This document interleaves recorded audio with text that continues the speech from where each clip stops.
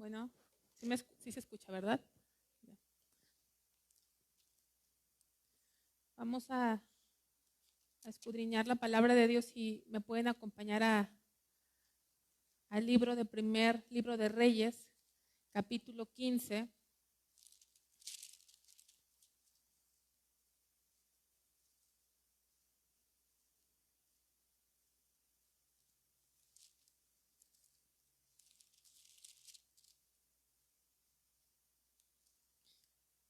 Y vamos a estudiar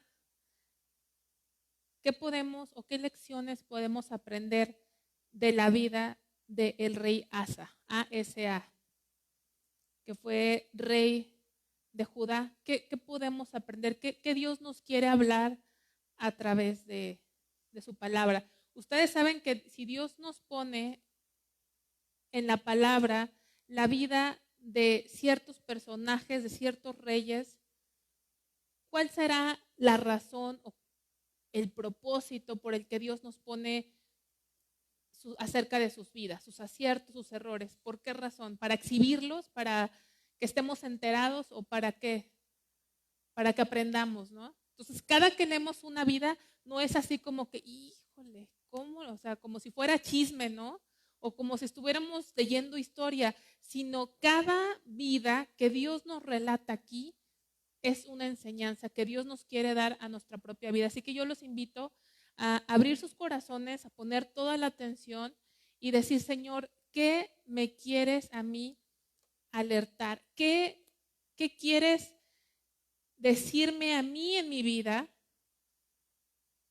cuando me veo en este espejo de tu palabra a través de alguien muy específico, a través de la vida de Asa? Entonces vamos a ver qué podemos aprender, qué Dios nos quiere decir a cada uno de nosotros. Vamos a hacer una oración. Padre Señor, te doy gracias por tu palabra. Te doy gracias por estos hermanos que tú has traído con hambre y sed de ti. Gracias porque nos permites reunirnos. Gracias porque sabemos, Señor, que tú nos escogiste, que tú eres nuestro Padre, Señor, y que no estamos en una religión, Señor, sino que estamos en ti, en Cristo Jesús, Señor. Y eso es lo que nos da la salvación y la confianza, Señor, Padre Celestial, de que nuestra vida, nuestra alma está en tus manos por toda la eternidad, Señor. Muchas gracias. Te pido que nos ministres, Señor, a cada uno de nosotros, a chicos, a grandes, Señor, a mujeres, a varones, a solteros, a casados, Señor. Padre, que tú a cada uno, Señor, nos des luz esta tarde, Señor. En el nombre de Cristo, amén. Fíjense, ustedes saben que ciertas historias del libro de Reyes se repiten en crónicas, ¿verdad? Yo ya les había comentado una diferencia, como pueden ver, porque no es repetitiva la Biblia. Por cada cosa que se vuelve a repetir siempre tiene una razón de ser. No hay nada escrito que sobre. No hay nada escrito que sea porque, bueno, pues para que se les pasó y lo repitieron. ¿Alguien de ustedes se acuerda qué tip clave les había dado de cómo leer la misma historia en el libro de Reyes y sobre qué perspectiva se lee la misma historia en Crónicas? ¿Alguien dijo algo? Levante su mano. Ya se arrepintieron. Ok. Cuando leemos la misma historia en Reyes que en Crónicas, en Reyes está escrita de una forma no humana, sino a lo mejor a nivel terrenal, ¿sí? Pero cuando leemos la misma historia en Crónicas, está leída desde la perspectiva de Dios. Y un ejemplo que les di, que es un ejemplo muy fácil de entender y que es un personaje muy conocido hasta por los que no son cristianos, dicen que el rey David cantó las mañanitas, ¿no?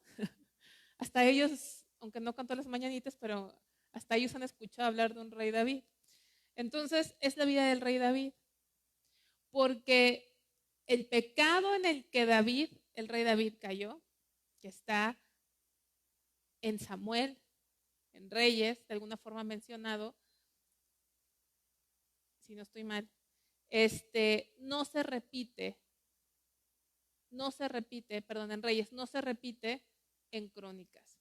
¿Por qué no se repite ese pecado de David? ¿Por qué no está enfatizado en Crónicas?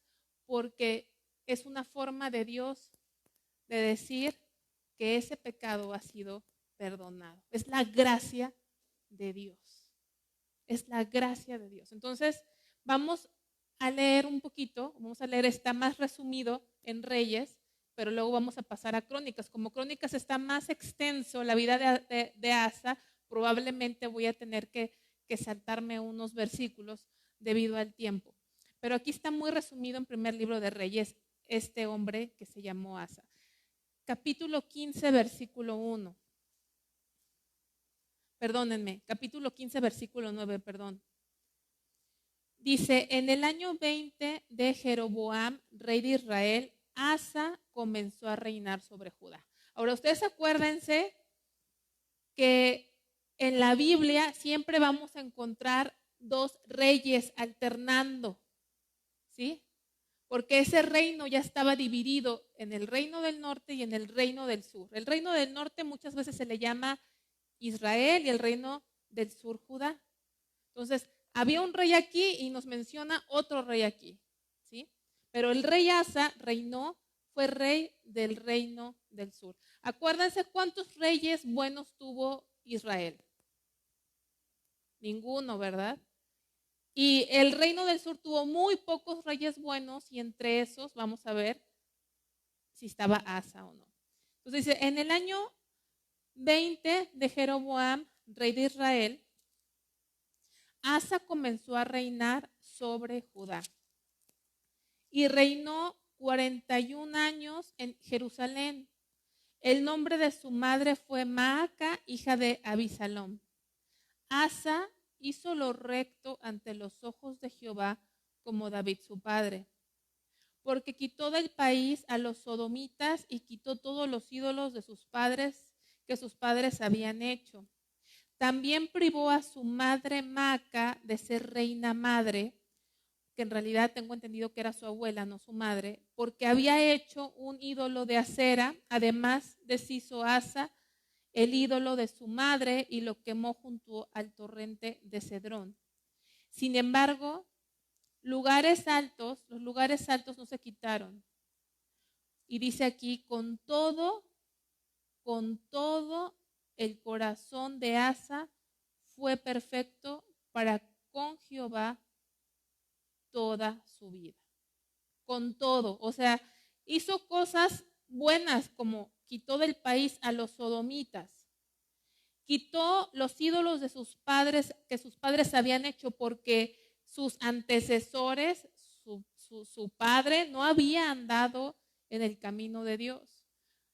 Sin embargo, a pesar de que su padre no había andado en el camino de Dios, Dios trató con este varón y a pesar que no había sido instruido ni había tenido un buen ejemplo, Dios trató con él e hizo lo recto ante los ojos de Dios y quitó todo eso.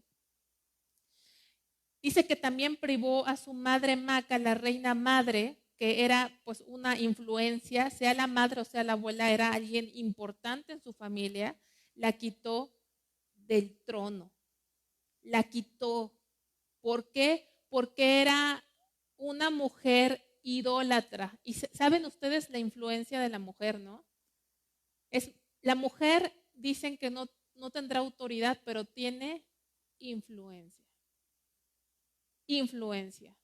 Tanto tuvo influencia una mujer, Jezabel, en su esposo Acab. Tanto tuvieron influencia las mujeres en la vida de Salomón que ¿qué hicieron? Inclinaron su corazón a los ídolos. Y esta mujer era una mujer idólatra y era una mala influencia para la nación. Bíblicamente, según la ley, esta mujer debió haber sido ejecutada. Por alguna razón no la ejecutó. Quizá no fue 100% obediente, quizá la mujer se arrepintió, no lo sé, por lo que no puedo emitir ningún comentario, pero dice Dios, hizo cosas buenas, pero por alguna razón dice aquí, sin embargo los lugares altos no se quitaron, no sabemos por qué, pero hizo una limpieza, pero hubo cosas ahí que no fueron del todo limpias, pero a pesar de eso, que no sabemos las razones, dice que el corazón de Asa fue perfecto para con Jehová toda su vida. También metió en la casa de Jehová lo que su padre había dedicado y lo que él dedicó, oro, plata y alhajas. Me llama mucho la atención que dice que metió en la casa de Jehová lo que su padre había dedicado y lo que él dedicó, oro, plata y alhajas. Él trajo tesoros a la casa de Dios. Y acá viene una situación importante. Dice que hubo guerra, versículo 16, entre Asa y Baasa o Baasa, rey de Israel, todo el tiempo de ambos. Imagínense, estaba el reino dividido y el reino del sur y el reino del norte estaban en conflictos. El rey del sur, ¿cómo se llama según estamos viendo? Y el rey del norte, Baasa. Y no se llevaban bien, pero acuérdense, ambos nacieron de Abraham. Ambos eran pueblo de Dios, pero tenían conflictos. Y subió Baasa, rey de Israel, contra Judá y edificó a Ramá para no dejar a ninguno salir ni entrar a Asa, rey de Judá.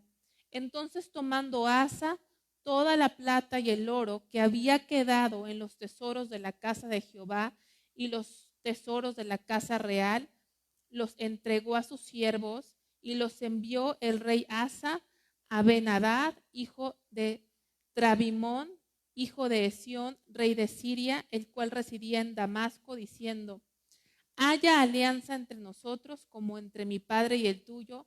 He aquí, yo te envío un presente de plata y de oro. Ve y rompe tu pacto con Baasa, rey de Israel, para que se aparte de mí.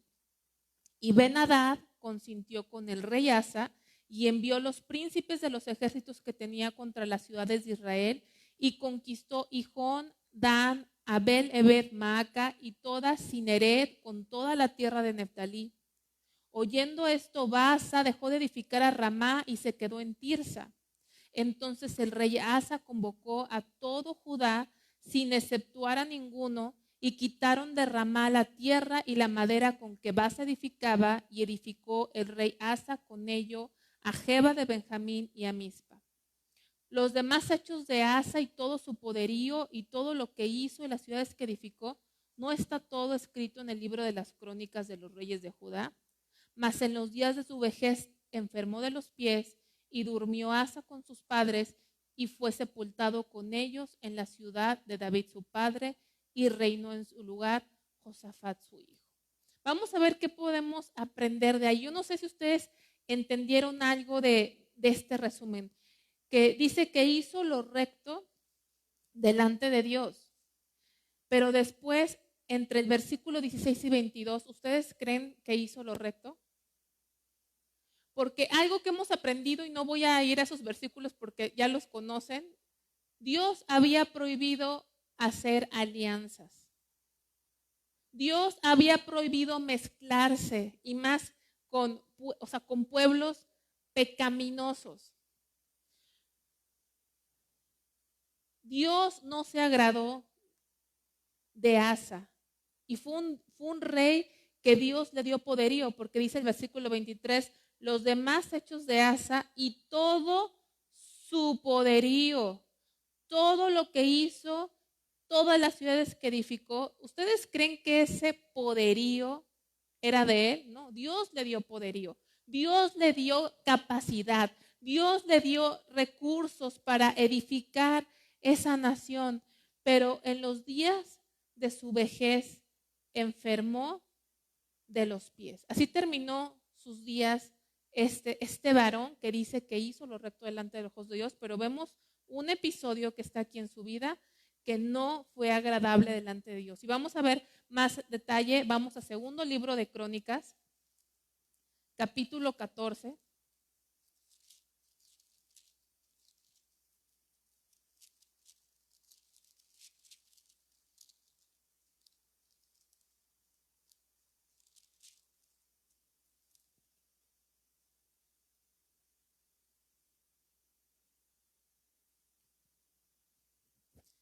Dice el capítulo 14, versículo 1. Durmió Abías con sus padres y fue sepultado en la ciudad de David, y reinó en su lugar su hijo Asa, en cuyos días tuvo sosiego el país por 10 años. Cuando comenzó a reinar Asa, hubo 10 años de tranquilidad, hubo 10 años de paz. Y vuelve a decir aquí, e hizo Asa lo bueno y lo recto ante los ojos de Jehová su Dios. Pero fíjense, ya no dice aquí en Crónicas como en Reyes, porque en Reyes, en primer libro de Reyes 15, no lo busquen porque acabamos de venir de ahí, pero en primer libro de Reyes 15 también dice que hizo lo recto ante los ojos de Jehová. Pero aquí ya no dice como David, su padre. Ya no viene como David, su padre, en todo. Ya no dice eso. Porque en primer libro de Reyes, capítulo 15, versículo 11, dice, Asa hizo lo recto ante los ojos de Dios, los ojos de Jehová, como David, su padre. Porque David se dice que hizo lo recto toda su vida delante de Dios en el libro de Crónicas. Pero en el libro de Crónicas ya no se dice, ya no se le compara a David en el libro de Crónicas a este rey Asa. Entonces, dice el versículo 3, ¿por qué hizo lo bueno? Volvió a quitar los altares de culto extraño, limpió los lugares altos, quebró las imágenes, destruyó los símbolos de acera. Y complementamos con el otro que había quitado a quienes, a todos los que, todos los sodomitas, ¿verdad? Pero no nada más eso, porque no nada más fue limpiar y quitar todo aquello que no agrada a Dios. En nuestra vida no solamente es quitar, no es solamente eliminar, sino es llenar. Llenar. Fue lo que Dios hizo en Génesis. Dice que la tierra estaba vacía y desordenada. Y cuando el Espíritu de Dios se movía sobre la faz de las aguas y Él empezó a decir, sea la luz, y puso y separó las aguas de las aguas, ¿verdad? Empezó a poner ese orden. Luego empezamos a ver que Dios empezó a llenar. ¿No dice que llenó la tierra de vegetales, de árboles, de animales, de monstruos marinos? Llenó la tierra. Entonces, no nada más es quitar, sino que Él hizo algo muy importante. Mandó a Judá a que buscase a Jehová, el Dios de sus padres, y pusiese por obra la ley y sus mandamientos. Entonces, agarró y dijo, todo esto se ha metido, todo esto es parte de nuestra nación ahora, todo esto es parte de nuestra cultura. Lo pensamos que ya no tiene nada de malo, pero esto no es de nosotros. Esto no es el culto al verdadero Dios. Esto no es lo que nuestros padres nos dejaron. No es lo que está en la ley de Moisés. Y sacó y rompió y quitó todo. Y entonces llamó al pueblo y dijo que buscasen a Jehová, el Dios de sus padres, y que obedeciesen sus mandamientos. Entonces, dice, quitó asimismo de todas las ciudades de Judá los lugares altos, las imágenes. Y esa obediencia que trajo paz. Y estuvo el reino en paz bajo su reinado.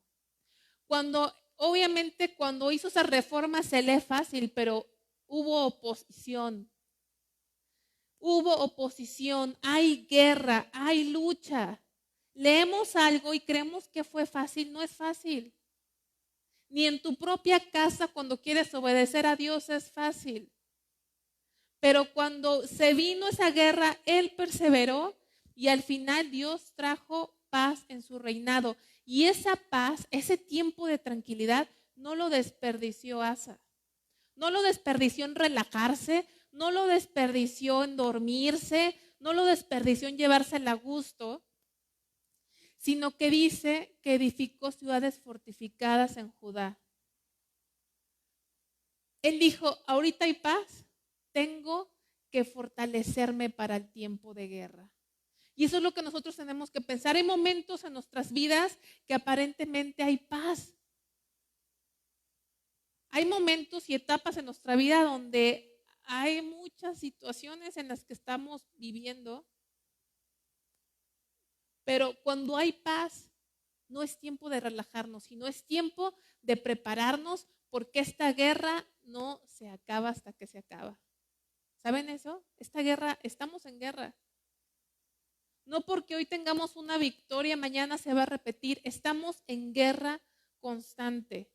Y ese tiempo de paz hay que levantar muros espirituales en nuestra vida. Dice, y edificó ciudades fortificadas en Judá por cuanto había paz en la tierra y no había guerra contra él en aquellos tiempos, porque Jehová le había dado paz.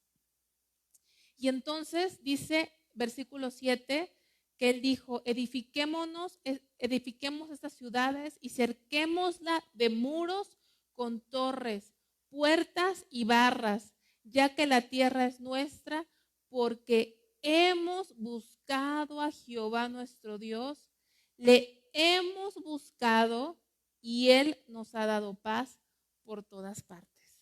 ¿Queremos tener paz? Busquemos a Jehová. Dice la palabra de Dios que aquel hombre que agrada a Dios, hasta sus enemigos, hace estar en paz para con él. Él reconocía que la paz que estaban viviendo era únicamente el resultado de Dios, de la gracia de Dios. Hemos buscado a Dios, a nuestro Dios, y le hemos buscado y Él nos ha dado paz por todas partes. Entonces dice versículo, ahí mismo dice, edificaron pues y fueron prosperados. Tuvo también Asa ejército que traía escudos y lanzas. De Judá 300,000 y de Benjamín 280,000 que traían escudos, entesaban arcos, todos hombres diestros, ¿no? Estaban en paz, pero ese tiempo lo usaron para levantar muros, para protegerse, para prepararse para la guerra. Y es lo que nosotros tenemos que hacer en tiempo de paz. Buscar a Dios, prepararnos, levantar murallas de protección en nuestro corazón, en nuestras vidas, en nuestra casa. Y muchas de esas murallas son murallas que nos separan del mundo. Como cuando tú a lo mejor vas a Ramos Arizpe, si tú no eres de Saltillo, si tú no eres de Ramos Arizpe, si tú no eres de la región, probablemente pocas personas se van a dar cuenta en dónde acaba Saltillo y dónde está Ramos. Y al mundo hay que ponerle separación, ¿sí? Separación, murallas. ¿Tú crees que puedas vivir una vida sin contaminarte si no levantas murallas en tu corazón? Es difícil en este mundo, yo diría imposible. Si Dios no está con nosotros, si no aprendemos a levantar murallas, no con los hermanos, sino contra el mundo, contra el pecado. A saber que somos su Jerusalén.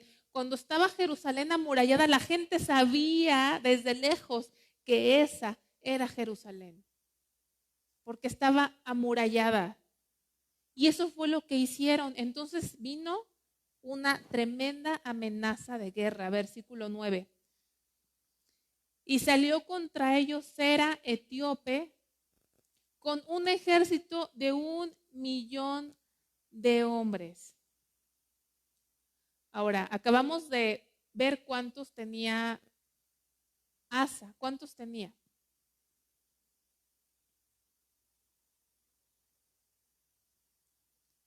Lo bueno que de aquí nadie somos matemáticos. 580,000, exactamente, 580,000. De tal forma, ¿y cuántos tenía este rey que venía en contra de ellos? O sea, le doblaba. Porque ustedes podrían decir, con todo y que él fortificó, con todo y que él se preparó, con todo y eso, ustedes creen humanamente, lógicamente hablando, que tenía Asa la capacidad de defenderse. No. Si nosotros estamos aquí y viniera el doble de gente a atacarnos, ¿qué hacemos? Dice, salió contra ellos Sera, etíope, con un ejército de 1,000,000 de hombres. Para que se den una idea, probablemente ni la cantidad de gente, de habitantes de Saltillo, eran el millón. Porque creo que todavía no llegamos a 1,000,000 de Saltillo o ya llegamos a 1,000,000. Creo que 800, 1,000, ¿sí? 1,000,000 de personas, 1,000,000 de soldados preparados para la guerra. Dice, y 300 carros, y vino hasta Maresa. Entonces salió Asa contra él y ordenaron la batalla en el valle de Cefata junto a Maresa. Las guerras se daban en un valle. ¿Saben qué es un valle?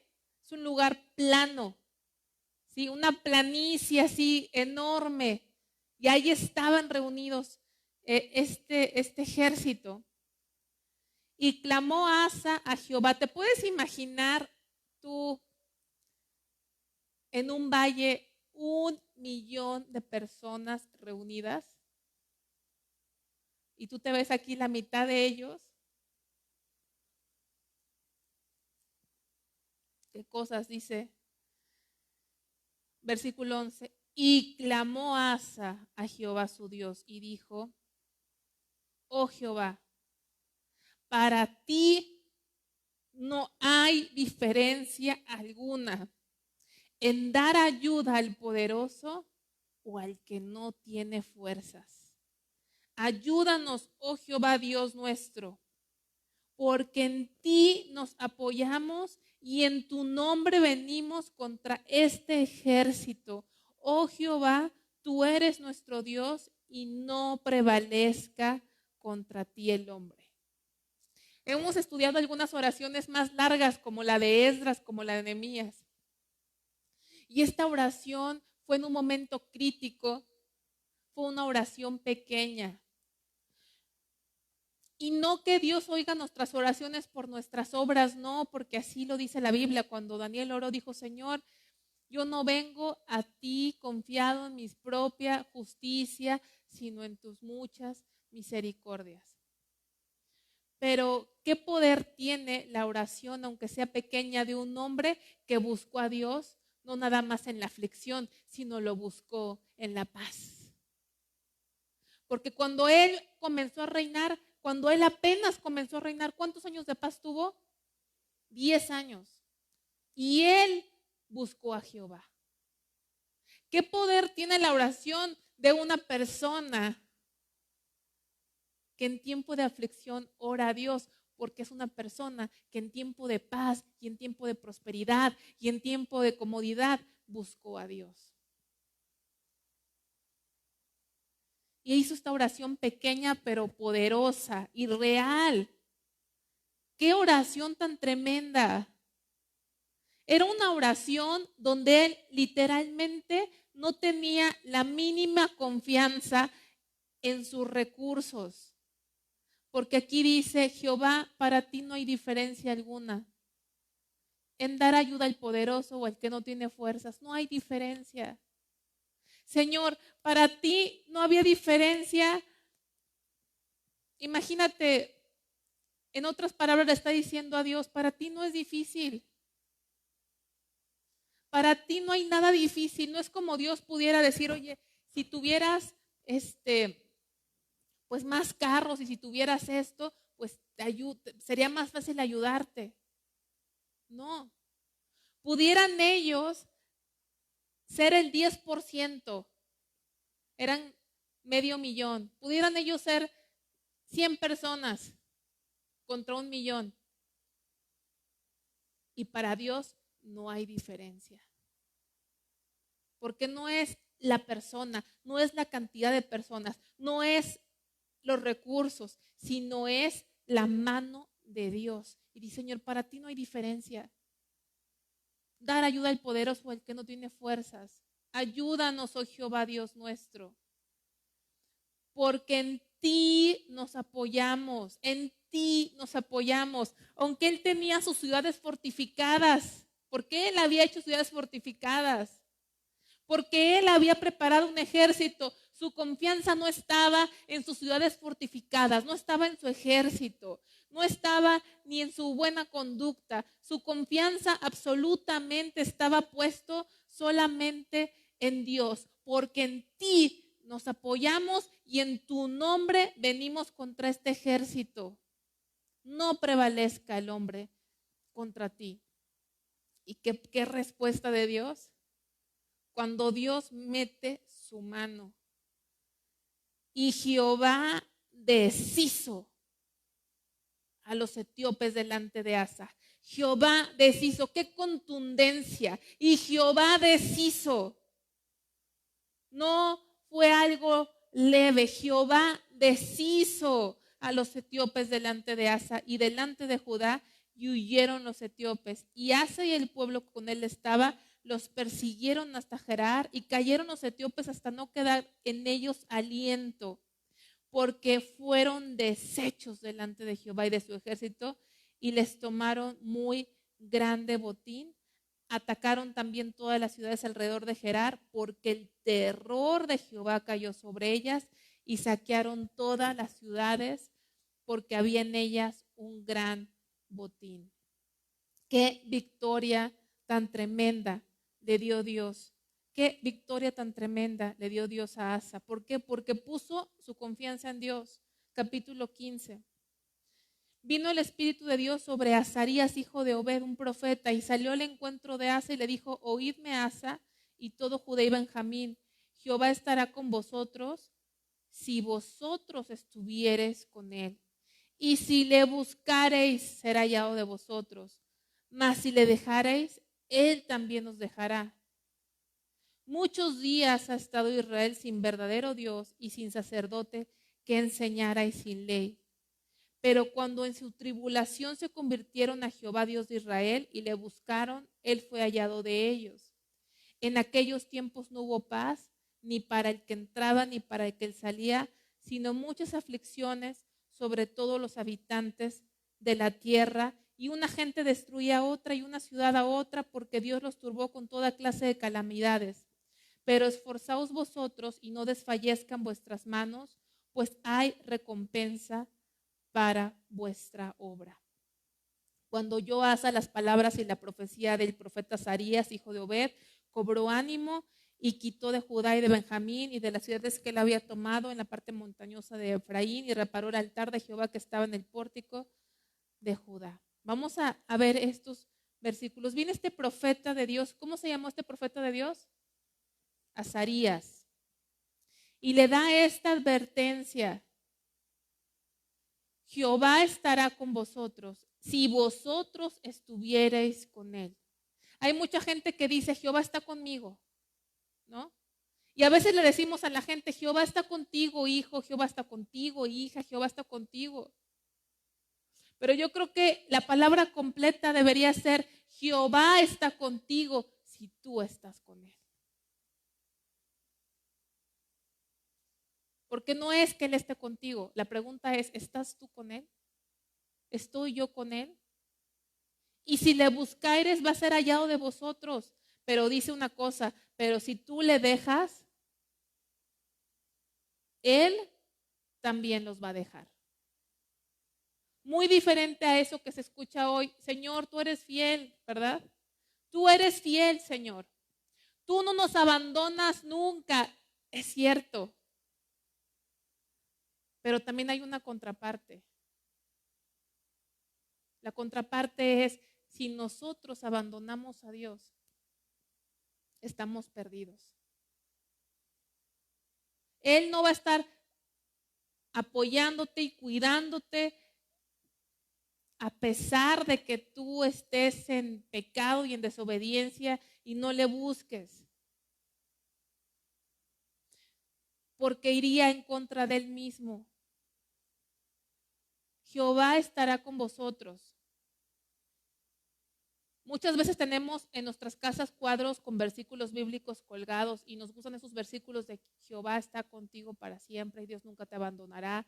Y son versículos, es palabra de Dios, pero también creo que es importante tener estos versículos en nuestra casa. Jehová estará con vosotros y vosotros estuviereis con él. Y si le buscareis sellado de vosotros, mas si le dejarais, él también os dejará. Os está diciendo, no porque hayas buscado a Dios hasta ahorita y Dios te ha ayudado hasta ahorita, creas que ese va a ser el resto de tu vida. Si tú en un momento de tu vida, a pesar de que tú le buscaste, le serviste, le honraste y le confiaste tu vida a Dios, no quiere decir que el día de mañana sigas en esa misma tónica. Cuídate, dice Dios, de no abandonar el camino de Dios. Y lo que muestra aquí, que vivían en aflicción y buscaban a Dios, probablemente es una referencia a la época de los jueces, no lo sé.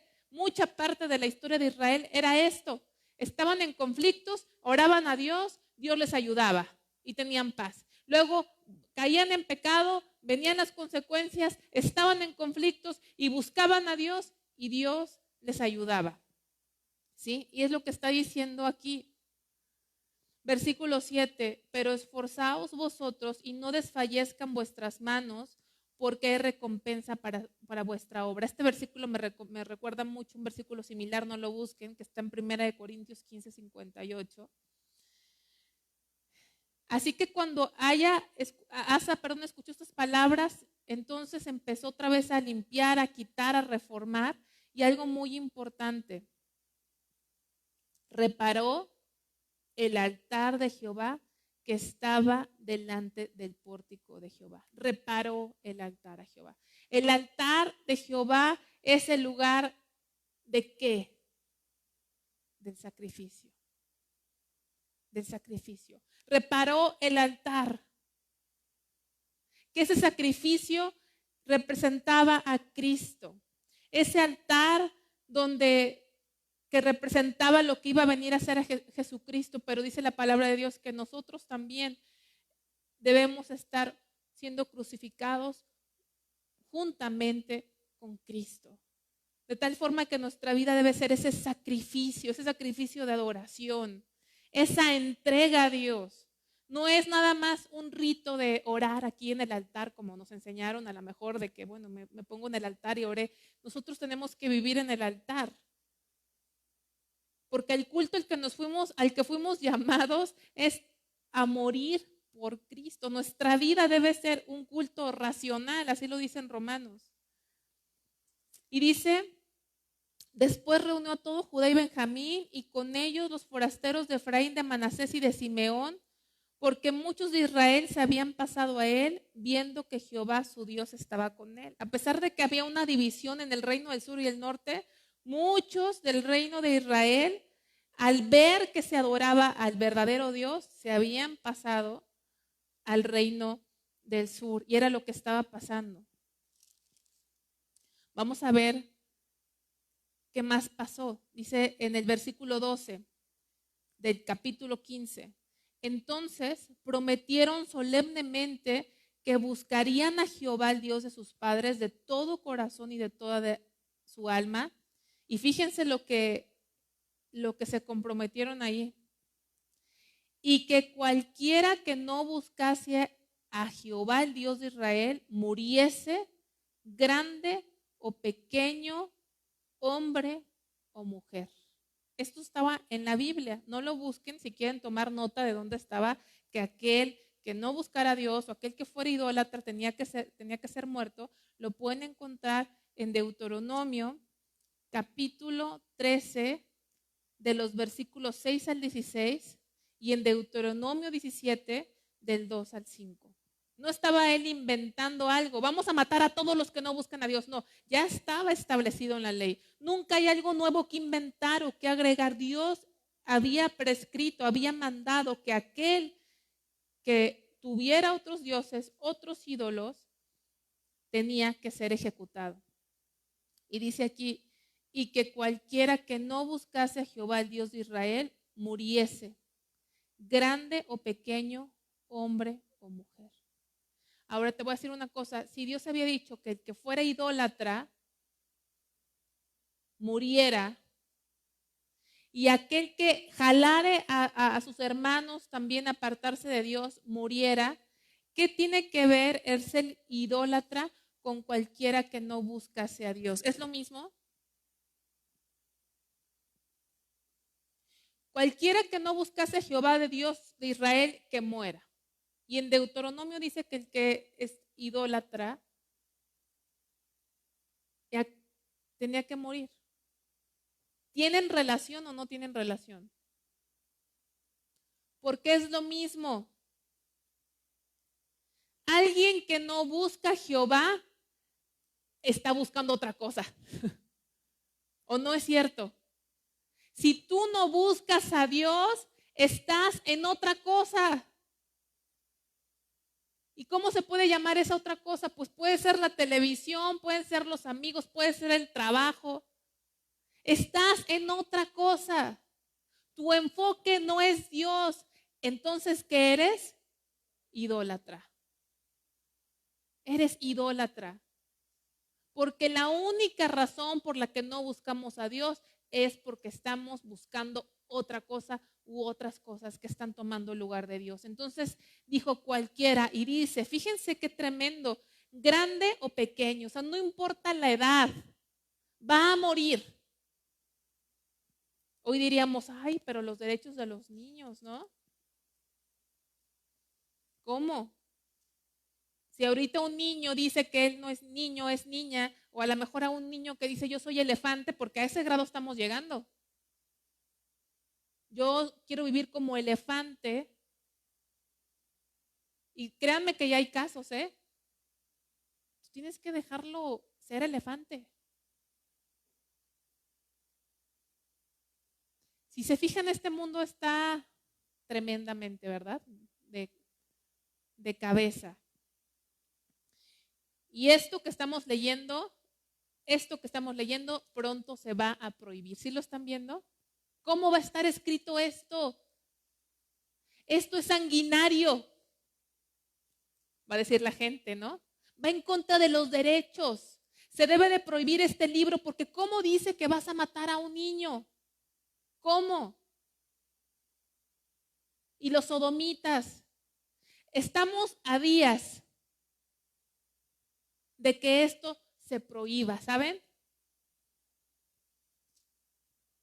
Y si estamos en tiempo de prosperidad y paz, sigamos el ejemplo de Asa, hagamos nuestras ciudades fortificadas, fortalezcámonos en Dios, porque lo que se avecina va a limpiar la iglesia de Dios. Solamente van a quedar los que están en el fundamento. Porque para alguien del mundo esto es que es sanguinario, pero sí, están las películas donde se derrama sangre a montones, pero eso sí está permitido.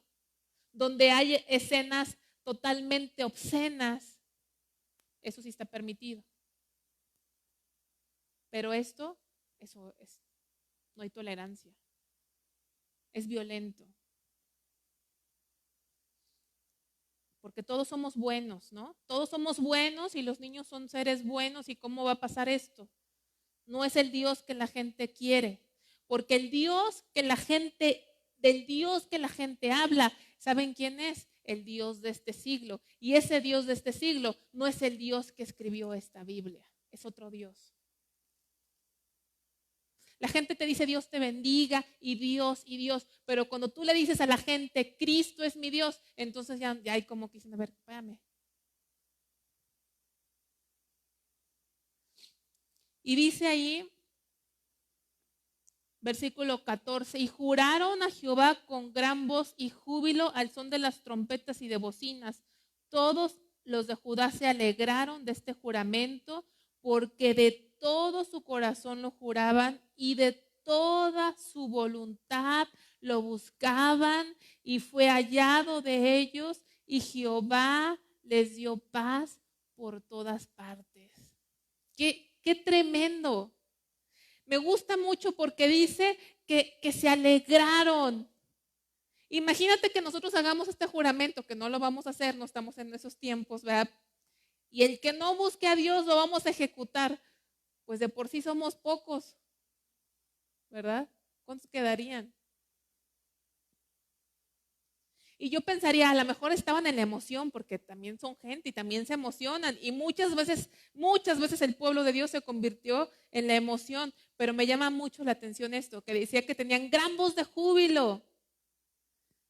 Pero esto me dice mucho, porque dice aquí, porque de todo su corazón lo juraban y de toda su voluntad lo buscaban. Lo que pasó ese día en el pueblo no fue algo superficial, a lo mejor para algunos, pero para muchos no. Fue algo real. Realmente se comprometieron y realmente, ¿cómo Dios quiere esto? No dice y con su voluntad lo buscaban, sino de toda su voluntad. Cuando Dios verdaderamente llega a ser el todo de tu vida, toda su voluntad.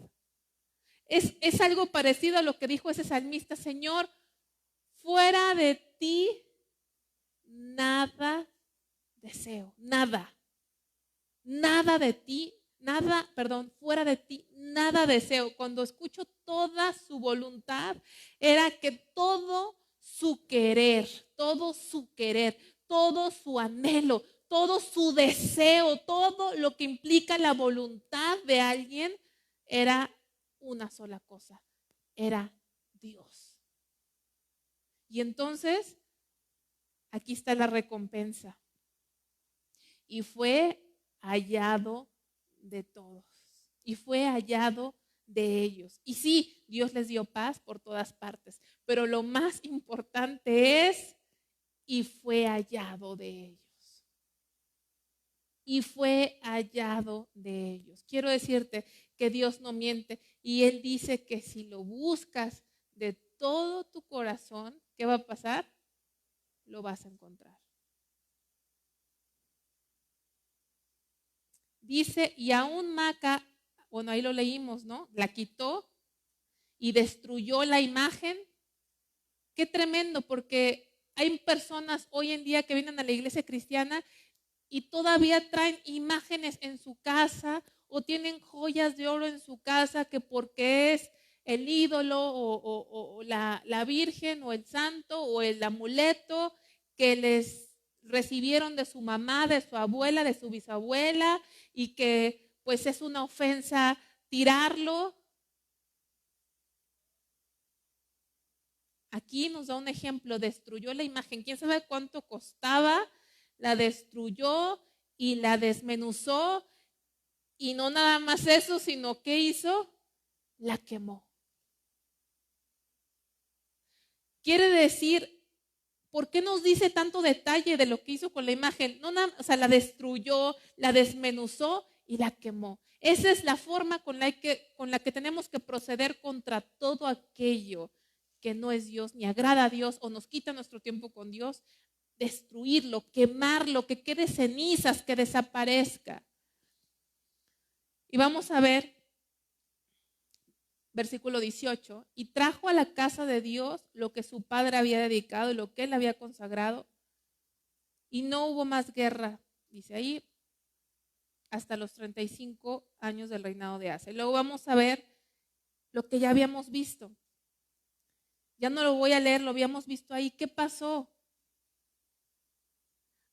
Dios le dio una gran victoria con un ejército doblemente más grande que él, pero aquí empieza a tener conflictos con el reino del norte, con Israel, cuyo rey era Baasa.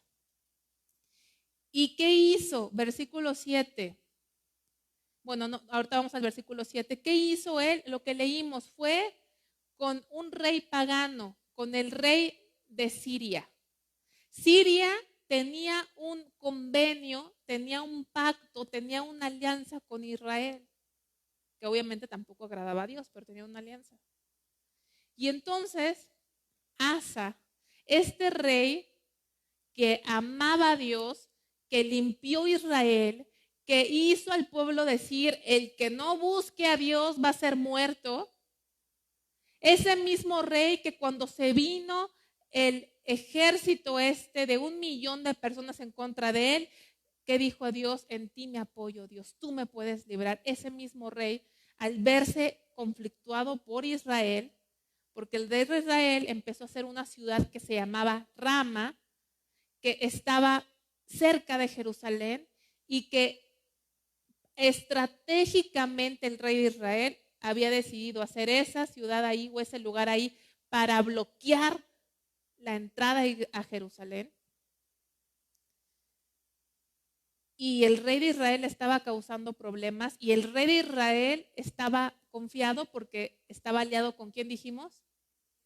Con el rey de Siria.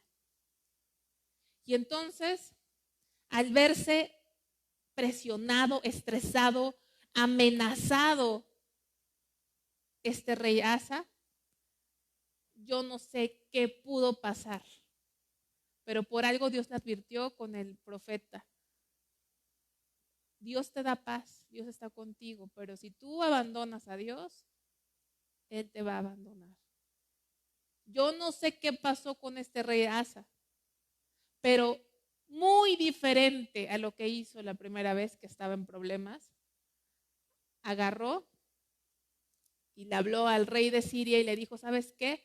Te voy a dar los tesoros, no nada más los del reino, porque él a lo mejor pudiese haber hecho con ellos, pero se metió al templo y sacó tesoros santos dedicados a Dios y se los ofreció a un rey pagano. De otra forma se le conoce como soborno, para decirle: rompe tu alianza con Israel. Porque saben que para Dios no puedes romper pactos, no puedes, son tan importantes las cosas que se acuerdan esos gabaonitas, ¿se acuerdan de los gabaonitas? Que fueron a hacer pacto con Josué y que se pusieron como si vinieran de muy lejos, ¿se acuerdan? Mintiéndole a Josué. Y Josué no le preguntó a Dios acerca de esa alianza, porque él sabía que estaba prohibido hacer alianza con los que estaban alrededor, ¿se acuerdan? Pero ellos fingieron que venían de lejísimos. ¿Y se pudieron deshacer de ellos? ¿Pudieron romper la alianza porque habían mentido? No. Y entonces, tanto mal que hace Asa. Primero, no buscó a Dios como antes. No confió en Dios como antes. Y sacó de los tesoros dedicados, santificados a Dios, para ir a sobornar al rey de Siria y decirle: rompe tu alianza con Israel. En pocas palabras, ponte de mi lado, vete en contra de él. ¿Con qué motivo?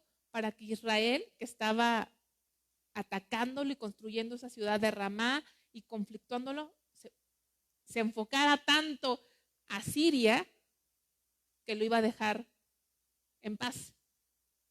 ¿Sí? ¿Sí entienden la estrategia? Tú vas a romper tu alianza con Israel. Y a la hora que empiece Siria a conflictuarse con Israel, va a estar tan ocupado Israel, porque Siria era una potencia mundial, que Israel ya no iba a tener tiempo de seguir construyendo Ramá ni atacándolos. Esa fue su estrategia. Entonces,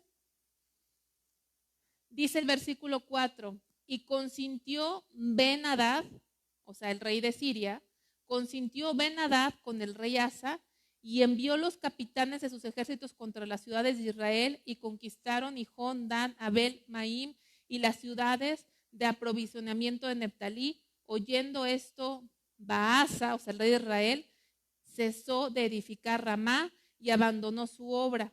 Entonces el rey Asa tomó a todo Judá y se llevaron de Ramá la piedra y la madera con que Baasa edificaba, y con ellas edificó Geba y Mizpa. ¡Qué tremendo! A final de cuentas, aunque fuera un reino dividido, ¿qué eran? Eran hermanos. Eran un mismo pueblo. En otras palabras, le pagaste a un rey pagano para venir a matar a tu propio pueblo. Porque no crean que vinieron con cariñitos, ¿sí? Hubo muertes. Siria era conocido por ser cruel. Y hubo muertes, hubo niños muertos, hombres muertos, mujeres muertos de su propio pueblo porque Asa le pagó a Siria. Y como Israel se vio atacado y tenía que defenderse, dejó de hacer lo que estaban haciendo y entonces todos los materiales, toda la construcción que habían dejado ahí, la usó Asa para hacer otras cosas. Y pudiéramos pensar, oye, pues le fue bien, obtuvo lo que quiso. ¿Su estrategia funcionó, sí o no? Díganme ustedes, ¿funcionó, sí o no? Funcionó. Pero qué tremendo que ahora vino otro profeta, versículo 7, dice, en aquel tiempo vino el vidente Hanani a Asa, rey de Judá, y le dijo, por cuanto te has apoyado en el rey de Siria y no te apoyaste en Jehová tu Dios, por eso el ejército del rey de Siria ha escapado de tus manos. Los etíopes y los libios no eran un ejército numerosísimo, con carros y mucha gente de a caballo, con todo, porque te apoyaste en Jehová, Él los entregó en tus manos. Porque los ojos de Jehová, este versículo es de los más impresionantes, de que siempre hacen algo en el corazón, este versículo 9. Porque los ojos de Jehová contemplan toda la tierra para mostrar su poder a favor de los que tienen corazón perfecto para con Él. Locamente has hecho esto, porque de aquí en adelante habrá más guerra contra ti. ¿Tú sabes lo que es providencia? ¿Has escuchado esa palabra, providencia? Se fue el tiempo. Providencia. ¿Nadie sabe lo que es providencia? ¿Cómo? Providencia es algo, un recurso, una provisión que se anticipa a algo en el futuro. Providencia. ¿Han escuchado hablar de la providencia divina? ¿Cómo lo vemos? Un ejemplo muy bonito es la historia de José el soñador. ¿Vemos la providencia divina? Sí. Porque cuando vino hambre sobre toda la tierra y que pudiese haber muerto completamente la nación de Israel, de donde vino el Salvador, ¿dónde estaba la providencia divina? Dios ya tenía a José en Egipto con los almacenes llenos de grano para que en el momento de la necesidad hubiese alimento. Por eso cuando los hermanos se acercaron a José, les dijeron, tú no me hiciste esto. Dios fue en su providencia el que me trajo hasta aquí. ¿Han escuchado la providencia de Dios? Cuando Dios, que sabe todo lo que para nosotros es futuro, porque el tiempo está aquí, Dios es eterno, el tiempo es para nosotros. Lo que para nosotros es futuro, el Señor ya tiene una providencia. Pero también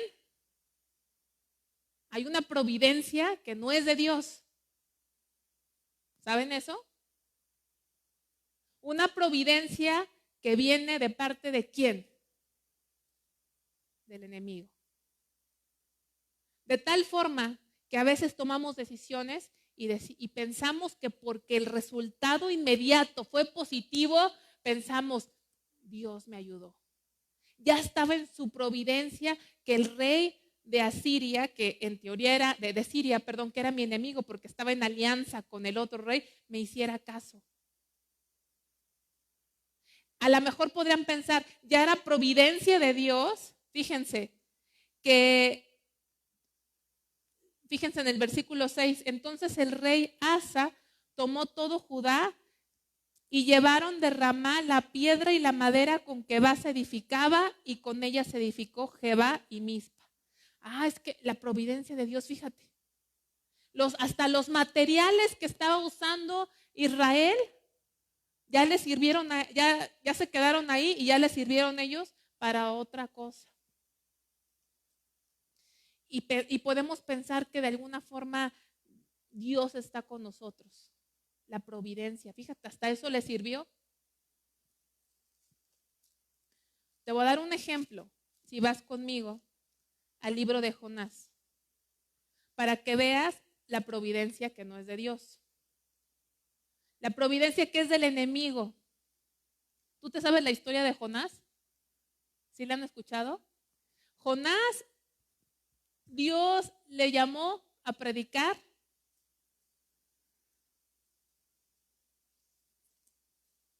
Y él no quería ir a predicar a Nínive porque Nínive eran enemigos de ellos y los habían maltratado, lastimado, torturado. Imagínate que Dios te diga que vayas y predique la persona a la mejor que mató a gente de tu familia y que tú sabes que se van a salvar si escuchan el mensaje. Pues así se sentía él. No quiero.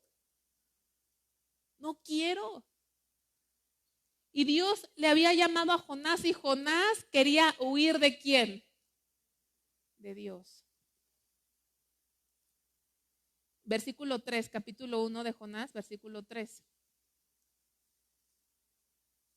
Y Jonás se levantó para huir de la presencia de Jehová Tarsis. Yo quiero preguntarte, ¿estaba haciendo bien Jonás? ¿Será bueno huir de la presencia de Dios? No. Y descendió a Jope y halló una nave que partía para Tarsis y pagando su pasaje entró en ella para irse con ellos a Tarsis, lejos de la presencia de Dios.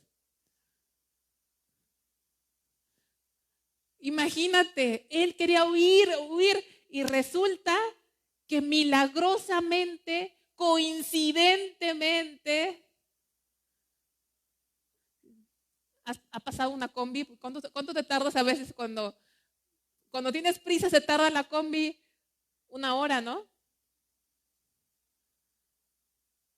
Imagínate, ¿tú crees que había naves todo el tiempo listos para irse a Tarsis? ¿Tú crees? Pero coincidentemente halló una nave que partía para Tarsis y dice, y pagó su pasaje y quería irse lejos de la presencia de Dios. Entonces tenemos que tener mucho discernimiento. Mucho discernimiento. Otro ejemplo, no lo busques. David estaba siendo perseguido a muerte por Saúl. Y un día David estaba en una cueva con su ejército y ¿quién entró sin darse cuenta que estaba David adentro? Saúl. ¿Y qué le dijeron los que estaban? Dios te lo ha puesto en tus manos, rey. Mátalo.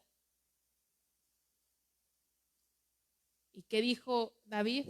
No puedo matar a un elegido de Dios. Vamos a ver en nuestra vida pruebas, pero no es providencia de Dios, son pruebas, son tentaciones. No pensemos que porque las cosas se nos dan, viene de Dios. Somos muy simples, de verdad, somos muy simples. Muy simples. Hermanos, escúchenme esto. De verdad. Muy simples en pensar que porque vemos una oportunidad o porque se nos dio fácil, Dios está en ello. Si tú y yo no tuviésemos la relación que David tenía, te aseguro que tú y yo ya hubiésemos pecado contra Dios matando a Saúl.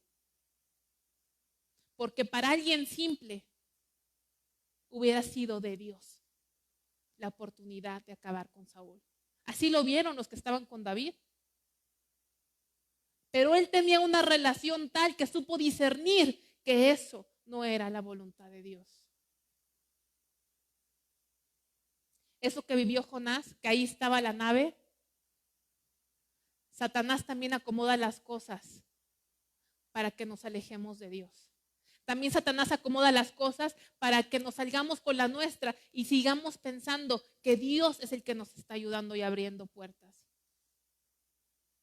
Y Asa, qué contraste. Cómo tomó una decisión antes contra un ejército y ahora se había apoyado en el hombre. Había sido idólatra. ¿Saben por qué? Porque había dejado de confiar en Dios. Y ese es un pecado tremendo. El no confiar en Dios es pecado. El no tener fe en Dios es pecado, porque él estaba confiando más en el hombre. Estaba confiando más en él mismo. Estaba más confiando él en su estrategia. ¿Y saben qué? Dios pudo haber dado una victoria contra Siria y contra Israel. Y Dios hubiese sido glorificado. Pero por no confiar en Dios, viene este profeta y lo exhorta y le dice: porque te apoyaste en el rey de Siria y no te apoyaste en Dios, no vas a tener paz. Dice: locamente has hecho y a partir de ahora habrá guerra en contra tuya. Y se enojó tanto, fíjense cómo una decisión, cómo el irnos apartando de Dios nos trae una serie de consecuencias. Él en ese momento pensó: qué inteligente, qué buena estrategia, Dios está conmigo. Pero no, fue un resultado momentáneo, porque todo lo que vino a la vida de Asa hasta el último día no fue más que tragedia y fatalidad. Y aquí Dios le dice: ¿sabes qué? A partir de hoy habrá guerra. Y él siguió cometiendo más cosas, porque se enojó tanto contra el siervo de Dios que lo puso en la cárcel. ¿Sí? Lo puso en la cárcel, y dice, y oprimió Asa en aquel tiempo a algunos del pueblo. Y oprimió Asa en aquel tiempo a algunos del pueblo.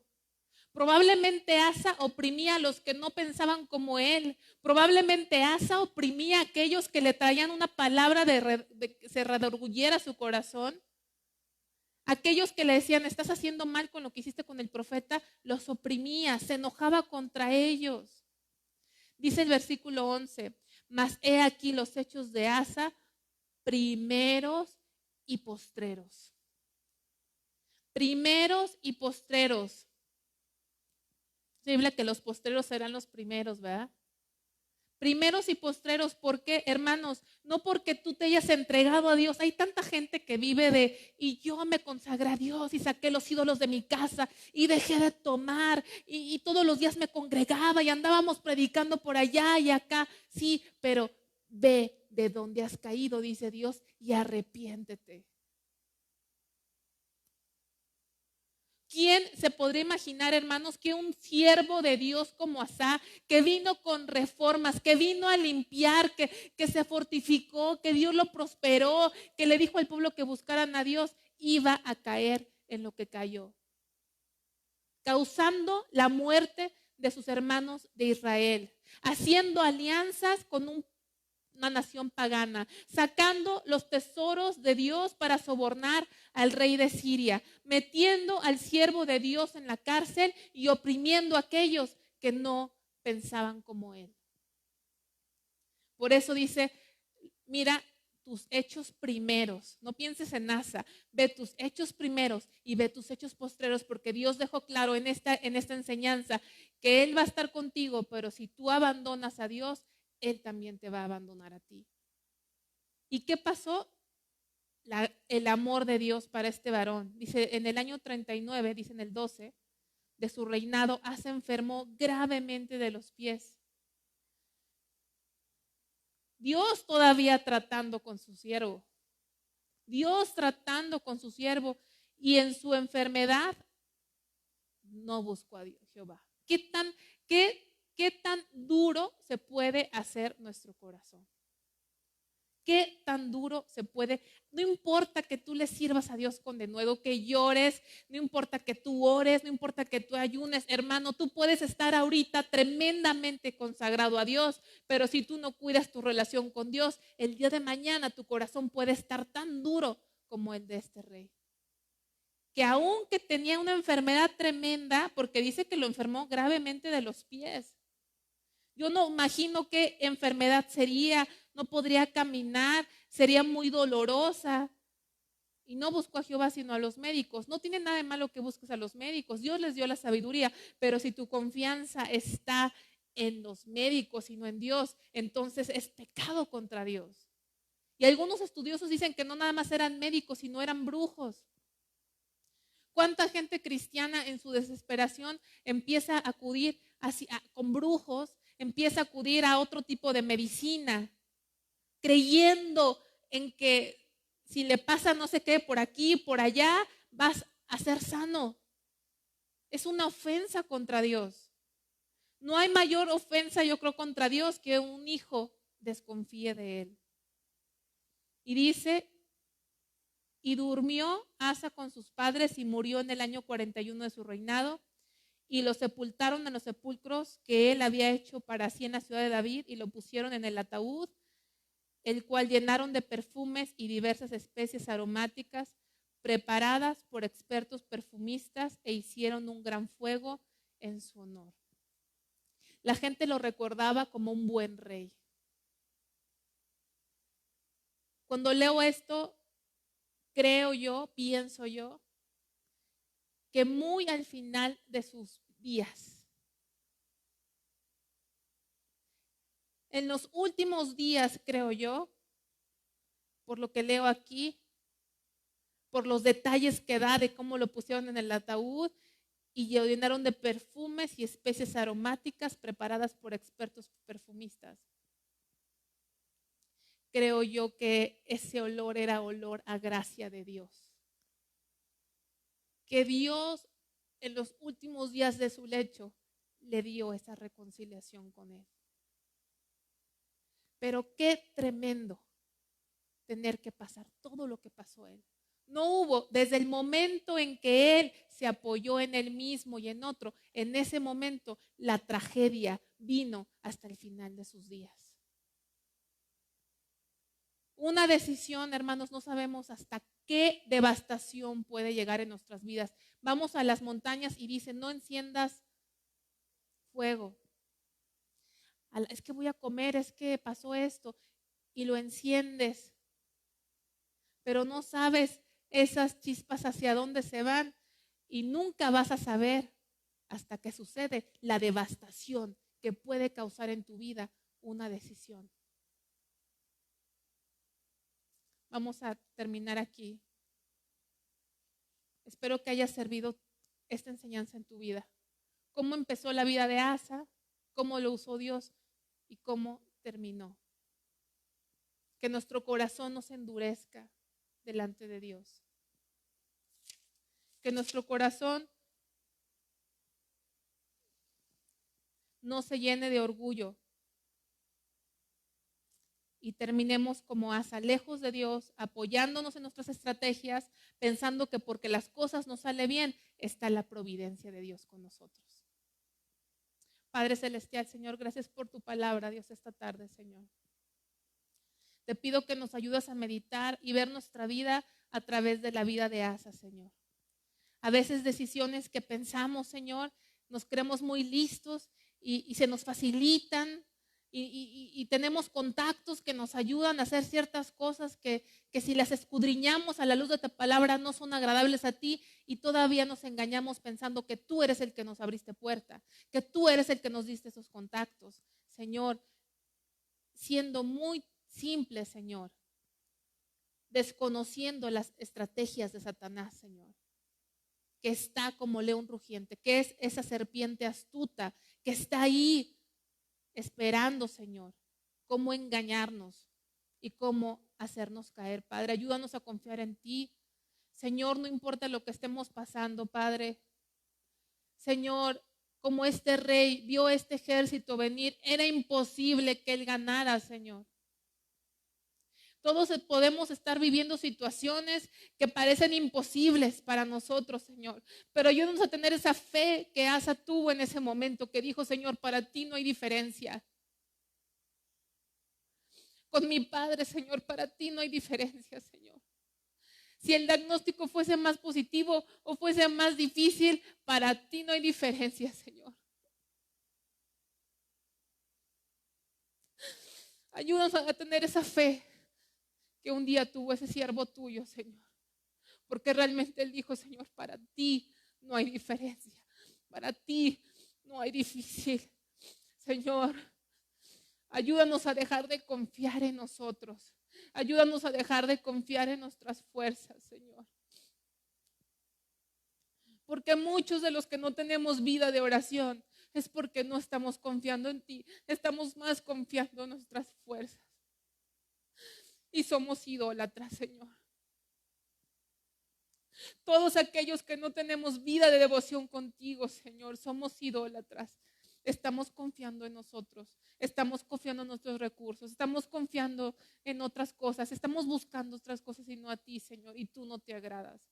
Señor, ayúdanos a buscarte con toda la certeza de lo que tú prometiste es cierto. Tú dices que si te buscáramos, tú estarías con nosotros, tú serías hallado de nosotros, Padre. Y que tú no nos abandonarías, Señor. Qué recompensa, Dios. Qué recompensa, Señor. Ayúdanos a dejar de estar haciendo nuestras estrategias humanas. Ayúdanos a dejar de estar piense y piense cómo resolver nuestros problemas. Ayúdanos, Dios, a poner nuestra confianza en ti y tú nos has de dar paz por todos lados, Señor. En el nombre de Cristo, Dios. Amén. Que Dios les bendiga, hermanos.